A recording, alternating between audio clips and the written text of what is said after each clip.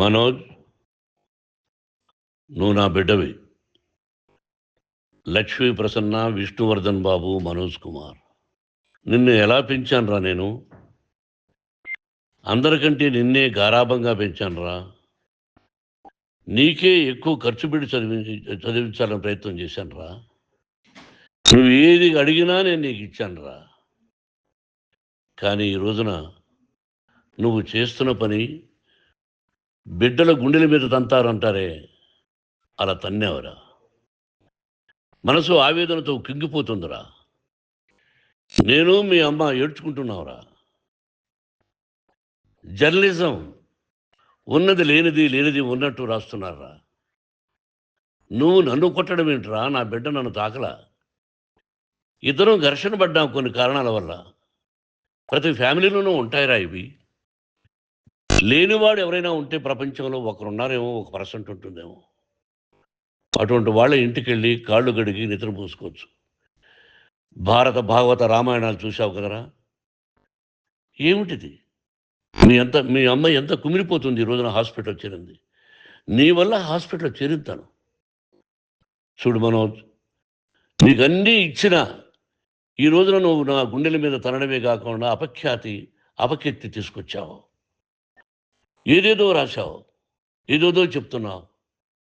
కొంతమంది జర్నలిస్టులు ఉన్నది లేనిది, లేనిది ఉన్నట్టు రాసే వాళ్ళ తత్వం వాళ్ళకి ఎందుకంటే టీఆర్పీ పెరగాలి. ఇది వాళ్ళ నైజం. మనం మార్చలేము. వాళ్ళందరి మీద మన కోర్టుకు వెళ్ళలేము. వాక్ స్వాతంత్రం అంటారు, ప్రజాస్వామ్యం అంటారు. ప్రజాస్వామ్యంలో కూడా కొన్ని హద్దులు ఉన్నాయి. ఇది నీకు తెలుసు అనుకున్నా. ఎంత మంచి నటుడివి నువ్వు. నీ భార్య మాటలు విని తాగుడుకు అలవాటు పడిపోయావు. వింటున్నావా మనోజ్? ఎవరిని నమ్మాలో ఎవరిని నమ్మకూడదో పరిస్థితి తీసుకొచ్చావు. విద్యాలయాలు ఎంత గొప్పవిరా. మనం 25% కులమతాలకు అతీతంగా ఫ్రీ ఎడ్యుకేషన్ ఇస్తున్నాంరా. క్యాస్ట్ అనేది తీసేసాను రా 92లో ప్రాస్పెక్ట్స్లో. నువ్వు చదువుకున్నావురా. అక్కడ చదువుకున్న బిడ్డలు ఐఏఎస్, ఐపీఎస్ అయ్యారురా. ఎంతోమంది గొప్పవాళ్ళు అయ్యారురా. నువ్వు నటుడుగా ఎంతో గొప్పవాడివి. తాగుడికి అలవాడబడి నువ్వు నీ భార్య ఇంట్లో బిహేవ్ చేస్తున్న విధానం ఆ భగవంతుడు సర్వేశ్వరుడు తెలుసు.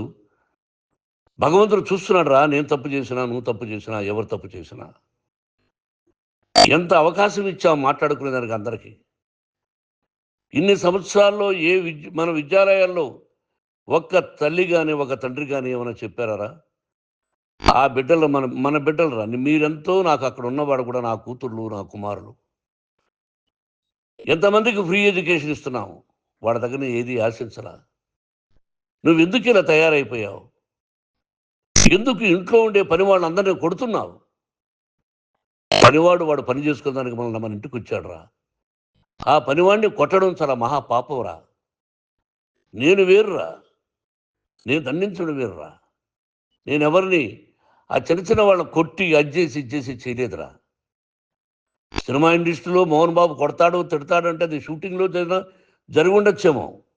కానీ ఇంట్లో ఉండి 10 సంవత్సరాల నుంచి 20 సంవత్సరాల నుంచి పనివాళ్ళు ఉన్నారు.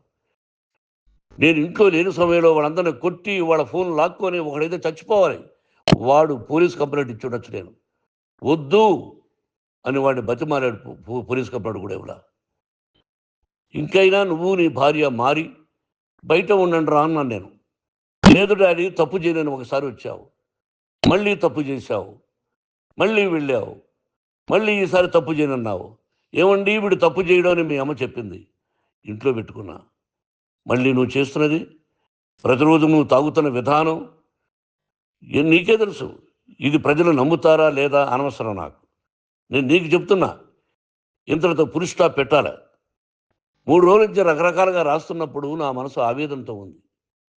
మళ్ళీ చెప్తున్నా, Mohan Babu university is greater than temples. Greater than temples.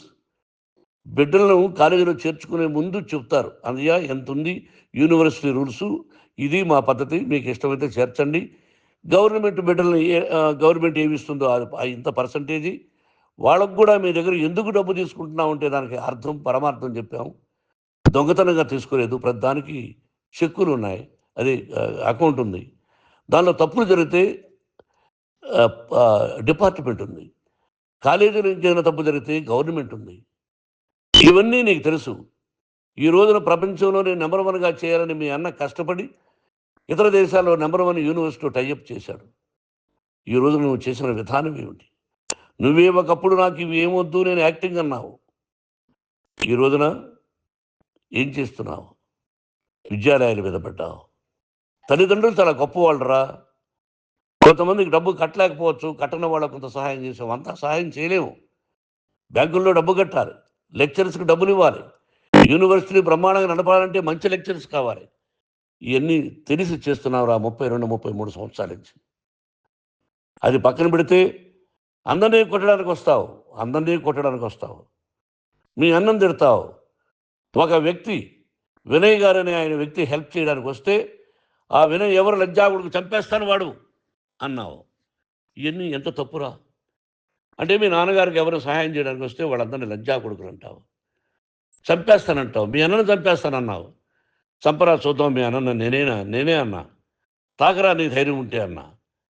ఎంతమందిని చంపాలనుకుంటున్నావు? ఎంతమందిని చేయాలనుకుంటున్నావు? నువ్వు ఏం సాధించాలనుకుంటున్నావు? ఆలోచించుకో. ఈ ఇంట్లోకి అడుగు పెట్టడానికి నీకు అధికారం లేదు. ఇది నా కష్టార్జితం. మా నాన్నగారు 10 రూపాయలు 10 పైసలు కూడా ఇవ్వలేదురా. మంచి జన్మనిచ్చాడు మా నాన్నగారు. మద్రాసుకు వెళ్ళి వీధుల్లో అడుగు తిన్నాను రా. ఒక పూట కూడా భోజనం లేకుండా అడుగు తిన్నాను రా. న్యాయంగా మోహన్ బాబు తిడతాడు, కొడతాడంటారు కానీ మోసగడం అనలేదురా. నీట్ పార్లమెంటేరియన్గా బయట వచ్చాను రా. నువ్వు నా పరువు ప్రఖ్యాతులు మంట కలిపావు. ఏమిటి నేను చేసిన అన్యాయం? నీకు జన్మనిచ్చాను, అదా నేను చేసిన పాపం. అందుకే ఇది నా ఇల్లు అన్నావు. నువ్వు నీ ఇల్లు కాదు. నీ కష్టార్జితంతో నువ్వు సంపాదించుకున్న ఇల్లు నీది. ఇది నా డబ్బు, నా కష్టార్జితం. నా కష్టార్జితంలో నేను పిలిస్తేనే మీరు ఇంట్లోకి రావాలి. అటువంటిది పోగొట్టుకున్నావు నువ్వు. ఆస్తులు అంటావా? ముగ్గురికి సమానంగా రాయాలా లేదా అది నా ఇష్టం. ఆస్తులు ఇస్తానా, లేకపోతే గంగపాలు చేస్తానా, లేకపోతే ఎవరికైనా దానధర్మాలు చేస్తానా, అది నాకు సంబంధించిందిరా. నా కష్టార్జితం రా. మీరు చేస్తున్న విధానం గుణగణాలు కావాలరా. మందు తాగచ్చురా. ఎంత తాగాలి? నేను కూడా 1 or 2 పెగ్స్ తీసుకుంటా. ఇది తప్పు కాదు, జనానికి తెలియాలి. నా డబ్బు ఇది. తాగి ఎవరిని కొట్లా, తాగి నేను తింటున్నా. అది ప్రజలకు అక్కర్లా. నేను తప్పు చేస్తేనే ప్రజలకు కావాలా. ఇవన్నీ ఉన్నాయిరా. ఇవన్నీ తెలుసుకో. జర్నలిస్ట్ సోదరులారా, మీకు నా గతాన్ని తెలుసు, నా భవిష్యత్తు, నేను ఎక్కడి నుంచి వచ్చాను కూడా మీకు తెలుసు. ఈ రోజున మీరు రాస్తున్న విధానం, నా బిడ్డ నన్ను కొట్టాడన్నారు. ఎంత తప్పు! ఈ రోజున నా బిడ్డ మీద కోపంతో అవును చెప్పచ్చు. కాదు, వాడు నా మీద చెయ్యెత్తలేదు. నేను ఘర్షణ పడ్డాం. ఘర్షణ వేరు, కొట్టుకోవడం వేరు. గాయాలతో హాస్పిటల్కి వచ్చి కుంటుకుంటుగా నడిచాడు. మళ్ళీ ఏమని పోలీస్ స్టేషన్కి వెళ్ళి చెప్పాడు. ఎవరో 2 ఉన్నారు, వాళ్ళిద్దరూ నా మీద దాడి చేశారన్నాడు. నా ఇంట్లో పనిచేస్తున్న వ్యక్తుల గురించి పోలీస్ స్టేషన్కి వెళ్ళి చెప్పవలసిన అవసరం అతనికి లేదు, హక్కు లేదు. పోలీస్ డిపార్ట్మెంట్ కూడా తెలుసుకోవాల్సిన విషయం. నా ఇంట్లో ఉండే వర్కర్స్ మీద నేను కంప్లైంట్ ఇవ్వాలి. నువ్వు పర్మిషన్ లేకుండా నా ఇంట్లోకి నువ్వు చొరబడి ఇల్లు నాదంటూ ఇంట్లో పనిచేస్తున్న వర్కర్స్ మీద కంప్లైంట్ ఇచ్చావు. అది ఎంతవరకు పోలీసు న్యాయమో రూల్సో చూద్దాం. పోలీస్ డిపార్ట్మెంట్ ఇంటికి వచ్చింది. వాళ్ళకి రాశాను ఉత్తరం, అయ్యా నేను సీనియర్ సిటిజన్ని, నాకు రక్షణ లేకుండా ఉంది, నా బిడ్డ వల్ల నా ఇంట్లో నుంచి నా బిడ్డను పంపించేసి ఇది నా ఇల్లని. వాళ్ళు నాకు సమాధానం ఇవ్వలేదు. ఇవ్వకపోగా ఎవరిని పట్టించుకోలేదు. ఇప్పుడు పోలీసు వాళ్ళు వచ్చి ఏమండి రూల్స్ ప్రకారం నా బిడ్డ ఇంటికి రాకూడదంటే మాకు హయ్యర్ అథారిటీ వాడు ఫోన్ చేశారు, మీరు ఎవరిని స్టాప్ చేయొద్దండి, బయట నుంచి ఎవరైనా వస్తే వాళ్ళని స్టాప్ చేయండి అన్నారు. 2 రోజుల నుంచి 10 మంది 20 మంది వస్తున్నారు. వాళ్ళు అలా చూస్తూ నిలబడ్డారు. వాళ్ళు ఫోటోలు తీసుకున్నారు, వాళ్ళ మీద మళ్ళీ వదిలేస్తున్నారు. ఎవరిని నిందించాలి?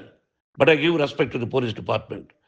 వాళ్ళకి ఎవరు ఏ అధికారి ఫోన్ చేశాడో, ఆ అధికారికి ఏ పొలిటీషియన్ చేశాడో అది వాళ్ళకే వదిలేస్తున్నా.